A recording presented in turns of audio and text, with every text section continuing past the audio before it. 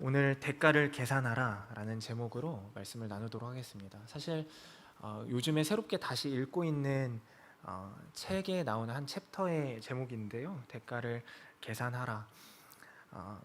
그리스도인, 성도라고 할 때 우리들이 그리스도인이요 성도라고 말하잖아요. 근데 그리스도인, 성도는 어떤 존재일까요? 이 질문에서부터 시작하려고 합니다. 저는 초등학교 3학년 때부터 교회 다녔습니다. 원래는 뭐 아시는 분들은 아시겠지만 절도 막 다녀보고 석탄일이라고 하는 그 불교의 날 때도 막 절 가가지고 뭐 이렇게 돌 앞에서 막 이렇게도 해보고 다 해봤는데, 그때야 뭐 어려서 기억도 제대로 안 나기는 하지만 그랬다가 초등학교 3학년 때부터 어머니의 손에 이끌려서 이제 다녔습니다. 교회 다니기 전후 어떤 것이 달라졌을까 생각해 보면 친구들이 조금 많이 생겼던 것 같아요. 그때 대외 활동의 하나의 장이 열린 거죠. 학교뿐만 아니라 다른 공간에서도. 중학생 때 이제 세례를 받았습니다. 세례 전후 무엇이 달라졌는가 생각해 보면 세례증이 생겼어요. 그래서 대학교에 입학할 때 그게 필요했는데 낼 수 있는 세례증이 이제 그때부터 생긴 겁니다. 나는 세례 교인이야 라는 증명서 같은 것이 집안에 생긴 겁니다. 근데 그게 무슨 의미가 있을까요? 기독교인이 뭐라고 생각하는가, 기독교인은 누구일까 라는 질문 앞에서 교회에 언제부터 다녔는가, 세례를 언제 받았는가, 세례 받은 증서가 있는가 없는가는 사실 그렇게 중요한 것 같지 않습니다. 그렇게 볼 때 물론 중요하죠. 그 모든 과정들이 의미 없는 게 절대 아니지만, 남들보다 조금이라도 한편으로는 교회 다닌다고 할 때 나 교인이야 라고 말하면서 어떤 것을 이제 내포하고 있냐면, 그 안에 남들보다는 조금이라도 더 믿을 만한 사람, 선한 사람이야 라는 말을 내포하고 있는 것 같기도 해요. 뭐 거래할 때 종종 이런 말 하잖아요. 저 뭐 교회 다녀요 뭐 이러면은 선불로 보내주세요, 택배 먼저 보내주세요, 뭐 이런 거죠. 다 이런 말들이 내포되어 있는 거잖아요. 친절한 사람일 거야, 이런 의미들. 어쩌면 세속과 단절돼서 금욕하고 검소한 삶을 사는 사람이라는 의미로 이해하고 있는 사람들도 있을 겁니다. 기독교인에 대해서 생각해 볼 때. 아니면 어떤 자들은 신비한 어떤 경험을 했던 적이 있는 사람을 기독교인이라고 말하는 사람도 있을지도 몰라요. 근데 성경의 어떤 부분들을 보면 그게 하나하나가 다 말이 될 수도 있는데, 근데 사실 하나님이 말하고자 하는 것, 특별히 오늘 본문에서 예수님이 말씀하고자 하는 성도, 여기에 표현대로면 제자라는 존재는 이런 것들과 앞서 말했던 것들과는 거리가 있는 존재라는 것을 우리가 금방 찾아볼 수 있습니다. 이 성경의 부분들을 떼어서 하나의 답들처럼 이렇게 이해하는 사람들이 많은데, 그렇게 되지 않는 자신을 발견할 때면 언제나 늘 자책하게 되거나 죄책감을 느끼거나 좌절감을 느끼게 되죠. 저는 정말로 고등학교 때뿐만 아니라 이제 신학대학교에 입학해서 1, 2학년 처음 이제 막 이제 대학 생활을 할 때 방언을 못하는 것에 대해서 부끄러움을 느껴야만 하는 것인 줄 알았어요. 실제로 그랬거든요. 왜냐면 그 전까지 만났던 사람들 간의 대화가 그런 거였거든요. 물론 최현 목사님을 만나긴 했지만 그 사이사이에 만났던 사람들이 이런 이야기를 했거든요. 방언은 하늘의 언어요, 그 사탄이 중간에 끊어먹지 못하는 언어기 때문에 방언을 꼭 해야 된다, 뭐 이런 거죠. 신비한 능력을 소유해야만 하는 것처럼 이야기를 했어요. 마치 방언을 하지 못하면 기도를 더 오래 할 수도 없고, 그렇게 되면 능력이 뭔가 축축축축 좀 빨리빨리 올라가지 못하고 오히려 떨어지는 그런 것처럼 이해를 했단 말이죠. 그런 건 사실 의미 없다, 이런 거를 나중에는 이제 알게 되었는데, 또 한편으로는 착해야 되는 줄 알았어요. 그러니까 칭찬받아야 된다, 이렇게 생각을 했죠. 밖에 나가서 본이 되어야지, 집에서 새는 바가지라 할지라도 밖에 나가면 그래도 교회 다니는 사람인데 예수님의 이름을 더럽히면 안 되지 않느냐, 이런 의미에서 선하게 이렇게 좀 포장도 하고 이렇게 해야 되는 줄 알았습니다. 그러나 그건 의미 없습니다. 순간 이제 첫 인상 이런 것들이 좋게 느껴질 수는 있죠. 그러나 마치 시험을 볼 때 당장 그 시험에 해당하는 답지를 외우면 그 시험을 당장 잘 보겠지만 그게 실력하고는 무관한 것처럼 겉모습이 어떻고는 사실 우리의 실력, 우리의 삶과 어떤 의미 이런 것들과는 무관한 것이 될 겁니다.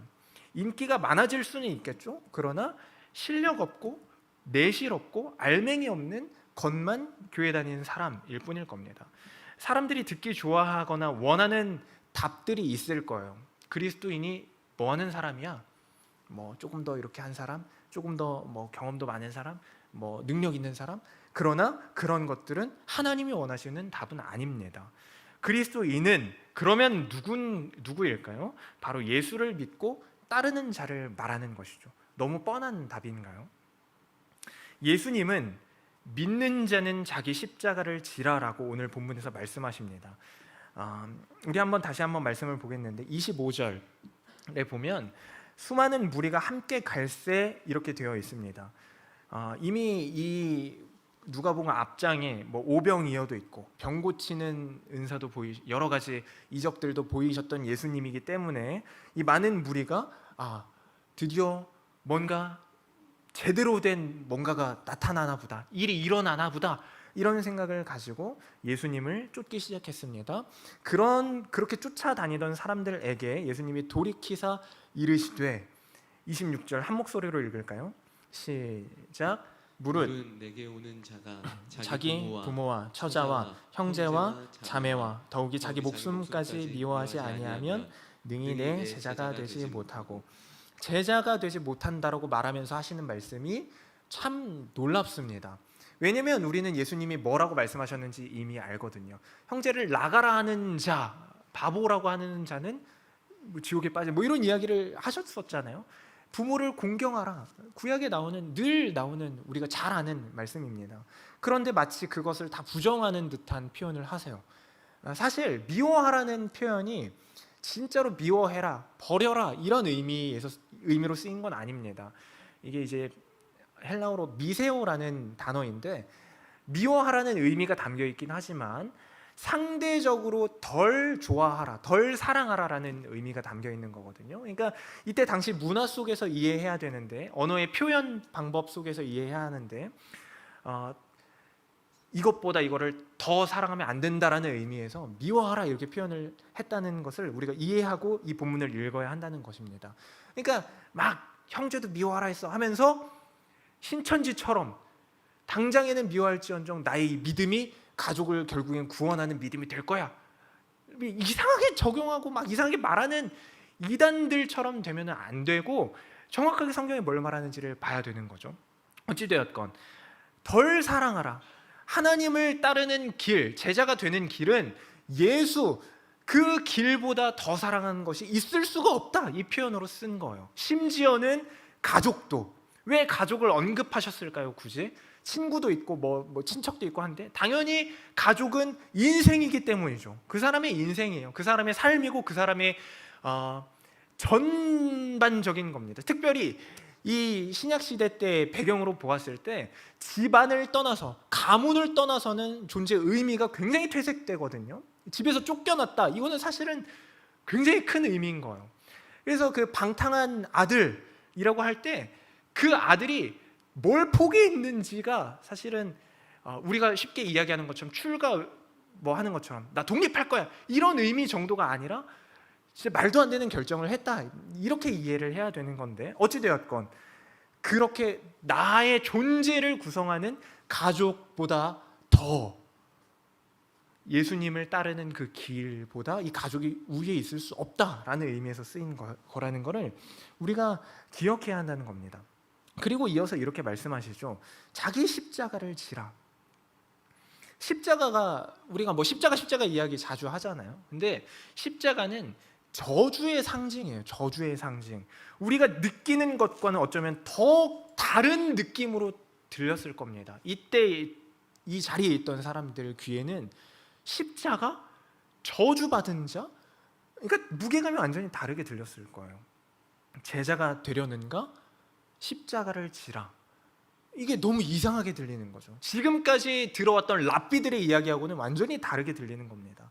한마디로 이야기하면 이 뒤에 나오는 예시들이 이제 그것을 이제 뒷받침해 주는데, 제자가 되고 싶은가? 진짜 제자가 되려는가?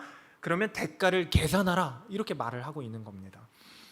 28절부터 나오는 말씀은 예수요 설명이거든요. 우리가 함께 같이 보겠는데 28절 29절 한 목소리로 한번 읽겠습니다. 시작.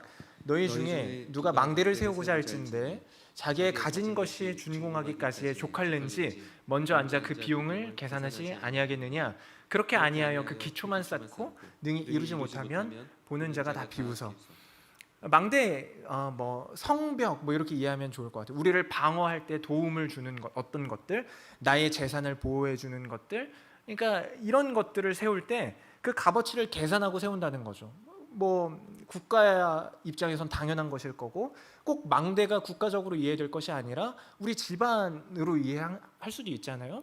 우리 집안의 어떤 기초부터 세우지 않으면 그냥 안마의자 렌탈하고 차 비용 어쩌고 저쩌고 하면서 이거 다 대충 할 수 있지, 대충 계산 때리고 하면은 살다가 갑자기 카드 빚이 막 늘어나게 되고, 그냥 쉽게 적용하자면 이런 의미인데, 그럼 비용 하나도 계산하지 않고 그냥 대충 이렇게 뭔가를 추진하는 사람을 보고 어리석은 사람이라고 합니다. 미련하고 어쩌면 게으르기 때문에 그렇게 하는 것일 텐데, 말이 안 됩니다. 그렇지 않아요. 계산이라고 할 때 우리가 보통 설교 가운데 계산하지 말라 이런 표현을 많이 하는데, 그때 의미하고 다른 계산이에요. 여기서 말하는 건 당연히 일을 시작하기 전에 비용을 계산하는 건 정말 당연한 절차입니다. 당연한 절차. 물론 사역을 할 때는 좀 다른 측면으로 접근할 수 있겠지만, 우리 일상, 우리 인생을 두고 어떤 일을 시작할 때 말하는 거예요. 그 밑에 나오는 것도 마찬가지입니다. 31절 보면 이렇게 되어 있는데, 어떤 임금이 다른 임금과 싸우러 갈 때 먼저 앉아 1만 명으로서 저 2만 명을 거느리고 오는 자를 대적할 수 있을까 헤아리지 아니하겠느냐. 만일 못할 터이면 그가 아직 멀리 있을 때 사신을 보내어 화친을 청할지니라. 마치 뭔가 대장부답지 못하고 멋없고 이래 보이십니까? 그런 의미가 아니에요. 그런 의미가 아닙니다. 당연하게도 대가를 내가 이렇게 결정했을 때에 일어날 일에 대해서 생각하는 겁니다. 내가 이 일을 하려고 할 때, 또 할 때에 그 대가를 계산해 보라, 이런 의미죠.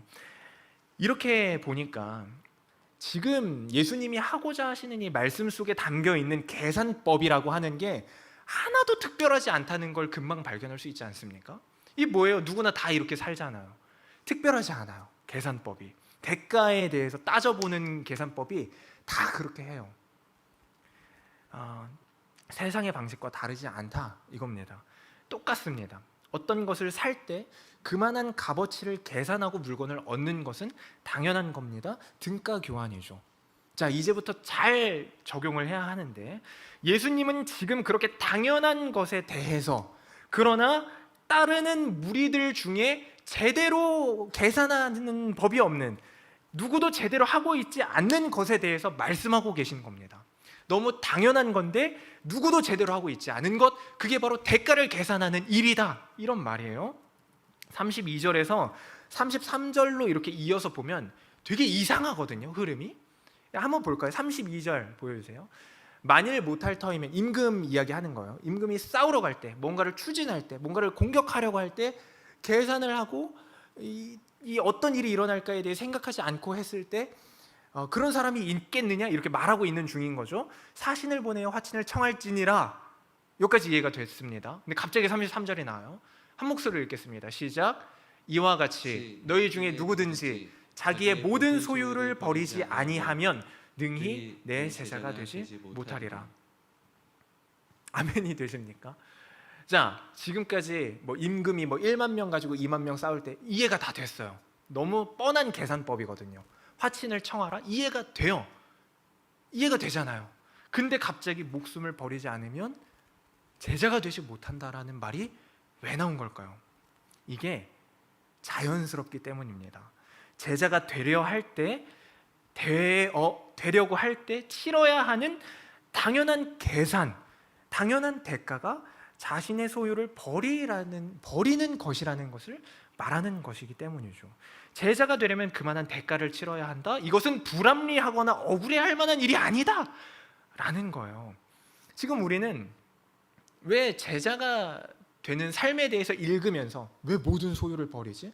부모나 뭐 형제를 왜 미워해야 하지? 이렇게까지 해야 하나라는 억울한 마음이 드는데, 그 이유가 뭐냐면 제대로 계산하지 않았기 때문입니다. 대가를 잘못 계산했기 때문이에요. 우리는 물에 빠져서 죽기 일보 직전입니다. 좀 더 물도 먹고 허우적거리게 냅두지 뭐하러 귀찮게 물에서 나를 건져주셨습니까? 라고 나를 건져준 사람한테 말할 수 있겠습니까? 그럴 수 없죠. 근데 이 대가를 제대로 계산하지 않는 것, 우리를 죄라는 그 구렁텅이, 끔찍한 구렁텅이에서 건져내신 예수님에게 왜 나를 이렇게 귀찮게 하십니까? 왜 내 목숨을 내놓으라고 하시죠?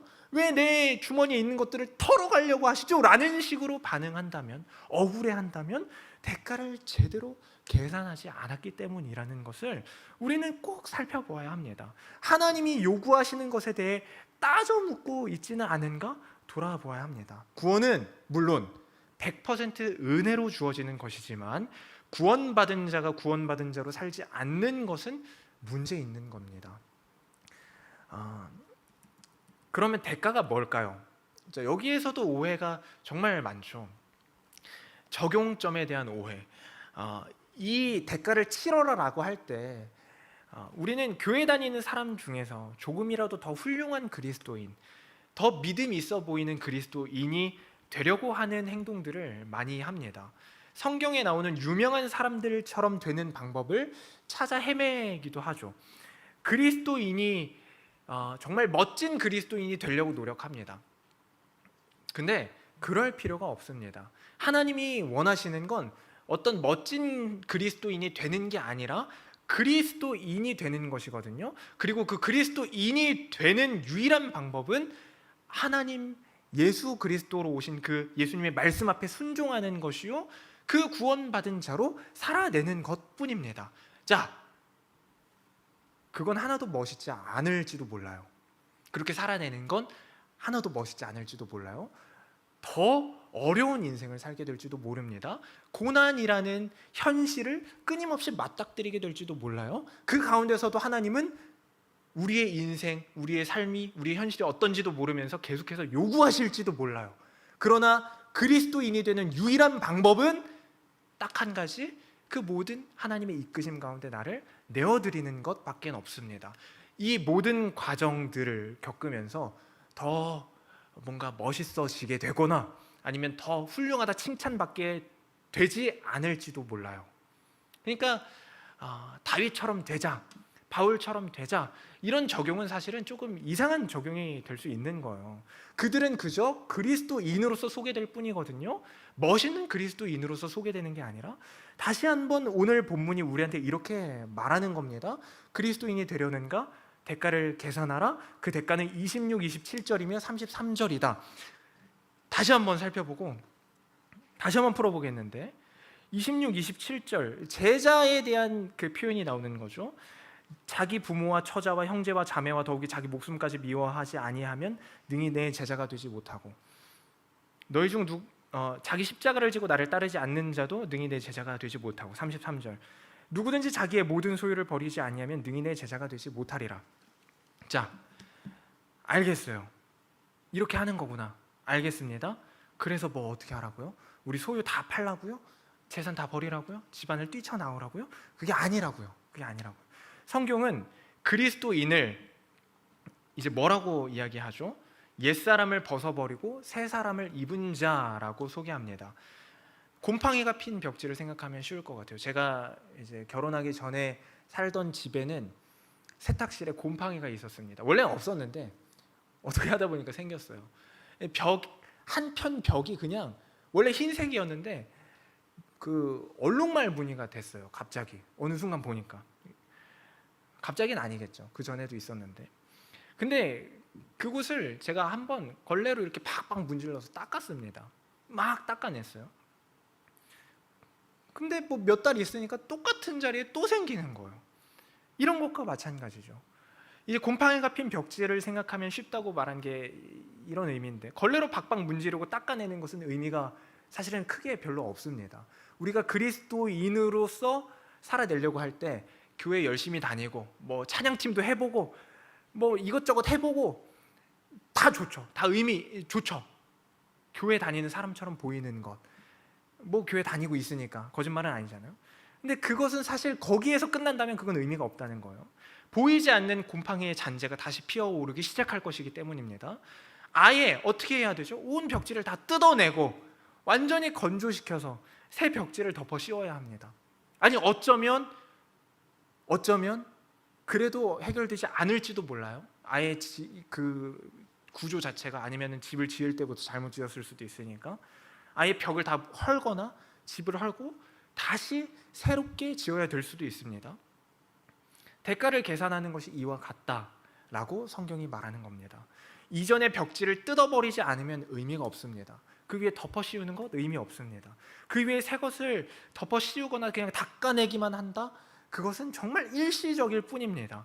가인도 예배했습니다. 예물을 드렸습니다. 가인과 아벨 이야기 모두가 다 아시잖아요. 근데 하나님은 가인을 원하신 것이 가인의 예물을 원하신 게 아닙니다. 가인은 그걸 알았어야 됐습니다.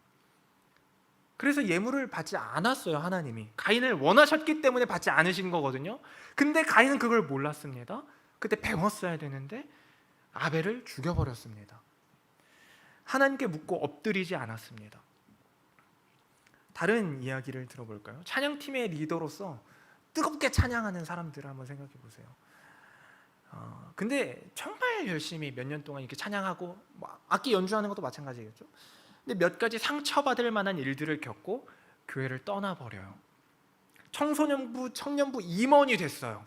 아이들이 1년은 누구보다 열심히 사역했습니다. 뭐 학교 뭐 학원 다 빼고 수련회 다 가고, 근데 관계가 틀어지는 몇몇 사건들 때문에 신앙하기를 포기해버려요. 이게 무슨 교회가 이래, 교회 다니는 사람들이 뭐 이래. 무엇이 문제일까요? 교회가 더 따뜻했어야 했을까요? 더 노력했어야 했을까요? 아니요. 악기를 연주하는 사람들, 악기를 연주하거나 아니면 사람들 앞에서 뭐 안내위원을 하거나 깔끔하게 정장을 차려입고 이렇게 뭐 작은 실수들에 대해서 너그럽게 하하 웃으면서 이렇게 반응하는 것, 아니면 교사가 되어서 아이들을 교육하는 것, 이 모든 것들은 자신이 그리스도인일 때만 의미가 있는 것입니다. 너무 과한 표현이라고 생각하실 수 있겠지만 오늘 본문이 말하고자 하는 그 중심 주제에 초점을 맞춰서 이야기해보자면 그렇다는 거예요. 물론 그 모든 과정들이 어떤 하나의 도화선이 되거나 어떤 하나의 출발점, 신앙의 출발점이 되어서 예수를 더 깊이 알게 되는 그런 중요한 포인트가 될 수 있습니다. 정말 그래요. 소중한 과정들이고 버려야 된다 이런 의미가 아닙니다. 그러나 그리스도인, 결국에 그리스도인이 아닌 자라면 그러면 이런 모든 앞에서 찬양하는 1, 2년 임원했던 것들, 아니면 전도사가 되어 이 앞에 서 있는 저 하나도 의미가 없다라는 겁니다. 의미가 없거든요. 정말 그래요. 우리가 그리스도인이 아니라면, 예수를 믿는 자로 사는 게 아니라면 이 모든 일이 무슨 의미가 있을까요? 젊은 날의 추억을 쌓는 정도? 무료로 악기를 배우고 밴드 생활을 해본 것? 별 부담 없는 동아리 활동을 해본 것? 무급봉사를 하면서 자기 스스로 만족과 보람을 느낀 것? 이거 굉장히 지금 좀 말도 안 되게 비하를 한 건데 죄송합니다. 이 정도는 아니에요. 그러나 그리스도인이 되지 않는다면 이것과 어쩌면 다르지 않게 끝나버릴 수도 있습니다. 그의 인생 속에서는. 우리 공동체적으로는 절대 그렇지 않지만 하나님이 이렇게 말씀하십니다. 나는 너의 돈이나 너의 시간이나 너의 봉사를 원하는 게 아니다. 이해되시죠? 너의 돈이나 시간이나 너의 봉사, 그 정도를 원하는 게 아니다. 너가 기타를 치거나 앞에서 찬양 인도를 하거나 교사가 되거나 헌금을 많이 하는 사람이 되는 것을 원하는 게 아니라 너를 원한다. 이렇게 말씀하십니다. 우리의 일부를 원하시는 것이 아니라 더 잘난 우리가 되라는 것도 아니라 그저 우리가 하나님의 자녀가 되는 것을 원하십니다. 하나님이 인간이 되신 목적은 우리를 그리스도인 되게 하시려고 하신 것입니다. 구원하시기 위해서입니다. 대가를 치르지 않는 성도라는 말은 그래서 없는 겁니다. 제자는 대가를 치르는 게 제자입니다. 그리고 그 대가는 우리의 전부입니다. 이게 오늘 본문의 말씀인 거예요. 그리고 그게 자연스러운 거다 라면서 이 세상의 계산법과 다르지 않은 계산법을 제시해 주신 겁니다. 이건 하나도 어색한 게 아니에요. 억울할 만한 게 아니에요. 당연히 너네가 일을 시작할 때 그렇게 계산하잖아. 그리스도인 제자가 되는 계산법은 이거야. 너의 전부를 나에게 내어놓는 것, 그리고 너의 인생을 내가 이끌고 가게 되는 것. 굉장히 부담스러워지셨습니까? 뭘 어떻게 하라는 건가 싶으십니까? 그렇지 않아도 괜찮습니다. 하나님은 아시거든요. 우리 스스로가 온전해질 수 있을 거라는 기대를 하나님도 하지는 않으세요. 우리 스스로가 뭔가를 만들어낼 수 있을 거라고 생각하고 이렇게 말씀하신 건 아니에요. 하나님은 그러나 끊임없이 우리를 이끌고 가실 겁니다. 우리 스스로 할 수 없으니까. 하나님은 그러나 우리를 포기하지는 않으실 겁니다. 여기서 포기하지 않는다는 말은 우리 스스로는 온전해질 수 없지만 온전해질 때까지 계속 이끌고 가겠다라는 말이거든요. 그러니까 굉장히 강력한 거예요. 우리를 받으시기 원하시지만 그 말이 여기 나왔던 말을 조금 오독해서 오용하거나 오해해서 지금 당장 전 재산 다 팔고 교회에 헌금해 라거나 직업을 다 바꿔 선교사 아니면 목사로 다 바꿔 신학생으로 바꿔 이런 의미가 아니라는 겁니다. 우리는 대가를 계산해야 하지만 그 대가는 우리를 구원하시기 위한 대가로 하나님이신 예수님이 대신 죽으셨듯 그리스도인 제자가 되기 위한 대가인데 그건 바로 우리 자신을 하나님한테 한순간 한순간 드리는 겁니다. 오버해서 생각을 할 필요가 없어요. 그저 당장 주어진 일들에 대해 한 번에 순종을 하는 것, 그게 대가를 치르면서 살아내는 인생입니다. 어린 아이에게 심부름을 시키는 부모의 마음하고 굉장히 비슷해요. 초등학생에게 어머니가 이제 5,000원을 주고 빵과 우유를 사오라고 이렇게 시키는 것과 비슷한데, 그러면 빵과 우유를 사오면 그만이잖아요. 되게 단순한 거예요. 초등학생이 5,000원 받았으면 5,000원 가지고 빵, 우유 사오면 돼요. 빵집을 뭐 차려, 아니면 빵을 만들어 와, 이런 게 아니에요. 대단한 대형 마켓의 주인이 되어 와, 이런 게 아니에요. 탤런트 비유가 다 그런 거잖아요. 빵과 우유를 사가지고 집에 돌아가서 주어진 임무를 완수했습니다. 그러면 된 거예요. 하나님의 일하심에 순종한다는 것, 온전해진다는 것도 이와 같습니다. 주어진 일, 당면한 상황들, 그게 다 각자가 다를 거예요. 각자가 다 다른 무게, 아니면 다른 조건, 다른 현실 앞에 놓여 있을 겁니다. 그러나 그 모든 순간들 속에서 하나님이 주시는 말씀들과 마음들의 귀를 기울이고 때를 따라 주시는 부르심을 한 걸음씩 따르는 게 충성이고 순종인 겁니다. 그런데 그거를 했다고 해서, 빵을 사왔다고 해서 제가 대단해졌습니까? 그 초등학생 아이가 훌륭해졌습니까? 물론 잘했죠. 그러나 대단해졌거나 훌륭해진 건 아니죠. 뭐 빵 사오는 거 뭐 그렇게 어려운 것도 아니고, 대단한 일을 스스로 만들어낸 게 아니라는 거예요. 그렇지만 그렇게 한 단계 성장하긴 했죠. 학교에서, 직장에서 밥 먹기 전에 기도하는 것, 누군가에겐 이런 걸 수도 있어요. 되게 사실 이거 어려워하는 사람들이 많더라고요. 학교에서 이렇게 기도하고 밥 먹는 거. 물론 이게 율법으로 접근하는 것은 아닙니다. 교회 다니는 척해라 이런 것도 아니에요.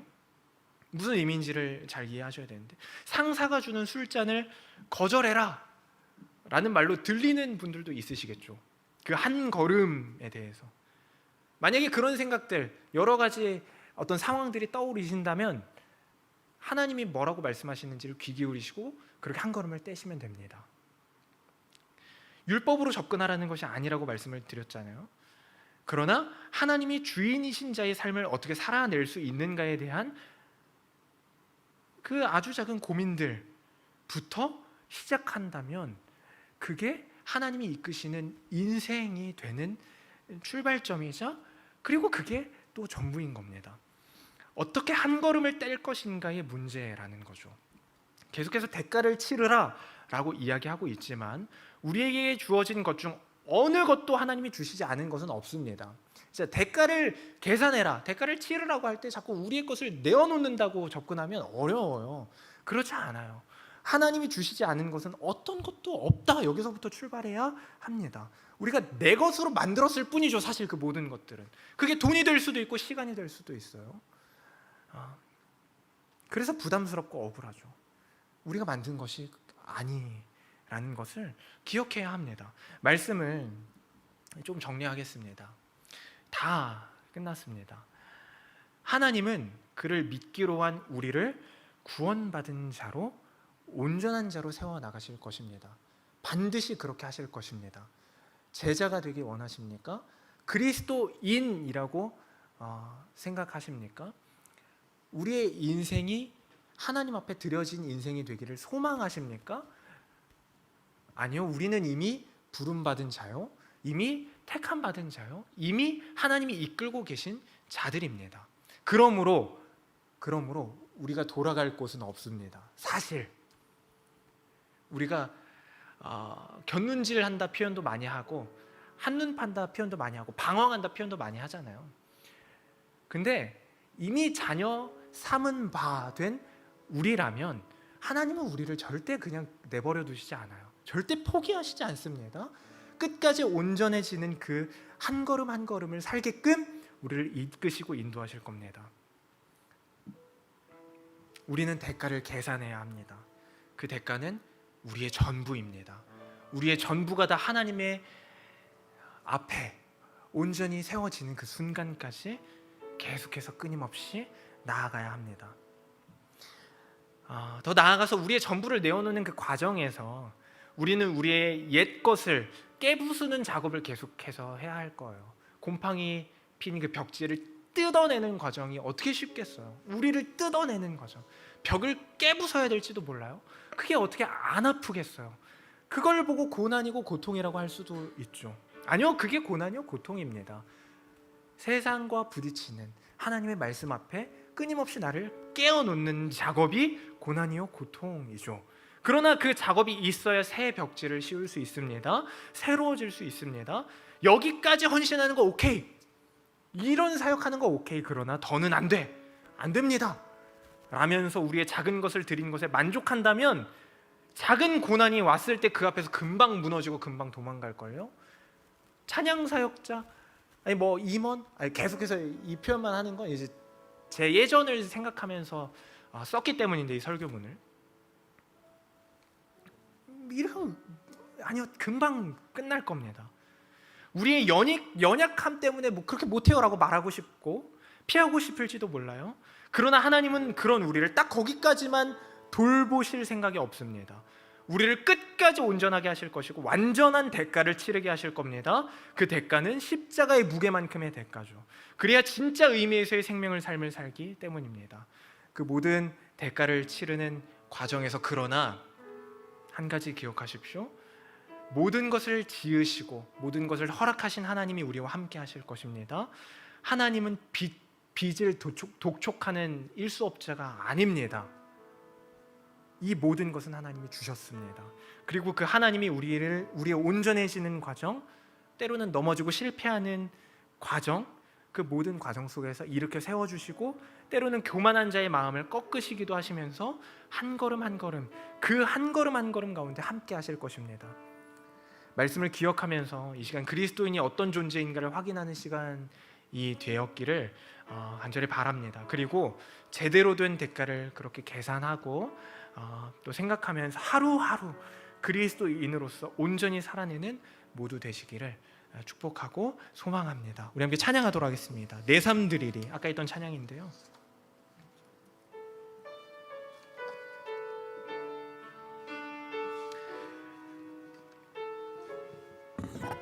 소망 없는 내 삶에 새 생명 허락하신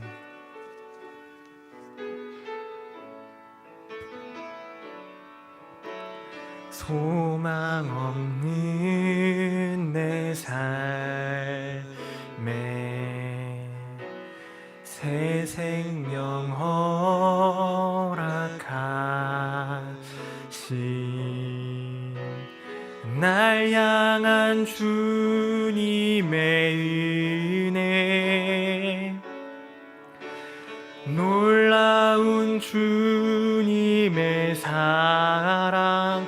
삶의 문제에 힘겨워, 삶의 문제에 힘겨워 눈물만 들일 때도 날 안아주시는 주님, 한없는 주님의 사랑 나 찬양하네. 나의 믿음 주께 드려, 나의 삶이 주를 향해 내 유일한 사랑 되신 주께 내 삶 드리리. 나의 믿음 주께 드려, 나의 삶이 주를 향해 내 유일한 사랑 되신 주께 내 삶, 나의 믿음 주께 드려, 나의 믿음 주께 드려, 나의 삶이 주를 향해 내 유일한 사랑 되신 주께 내 삶 드리리. 나의 믿음 주께 드려, 나의 삶이 주를 향해 내 유일한 사랑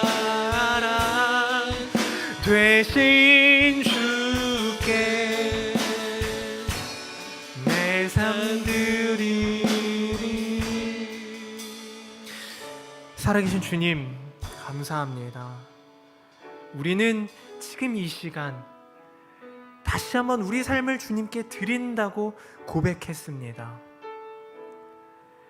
그런데 때로는 우리 삶을 드린다고 하면서 일부분만, 아니면 어떤 한계점까지만 이라고 이야기하고 있었는지도 모릅니다.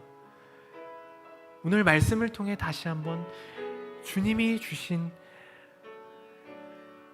그 하나의 포인트를 따라, 우리 전부를 원하시는 주님의 마음을 따라 우리 삶을 점검하고 정돈하고 조정하며, 그렇게 주님의 참된 제자, 진짜 의미에서의 그리스도인이 되기를 소망합니다. 아니요, 이미 그리스도인 된 우리임을 기억하며 한 걸음을 다시 한번 떼기를 원합니다. 뒷걸음질 치는 것 그만 멈추고, 연약하단 말 뒤에 숨는 것 멈추고, 하나님의 자녀로서 그렇게 살아내기를 소망합니다. 우리의 삶을 주님께 드립니다. 우리를 포기하지 않는 주님인 줄을 믿습니다. 그 이끌림에 온전히 이끌리기를 다시 한번 소망합니다. 우리 작음 가운데 크심 되시는 주님을 그 모든 순간순간을 지나면서 보게 하시고 경험하게 하시고, 때로는 아프고 고통스럽고 고난이라 말하고 싶은 그 모든 순간 속에서도 일하시는 하나님으로 인해 말할 수 없는 기쁨과 말도 안 되는 즐거움과 평안을 누리는 우리 될 수 있도록 인도하여 주시옵소서.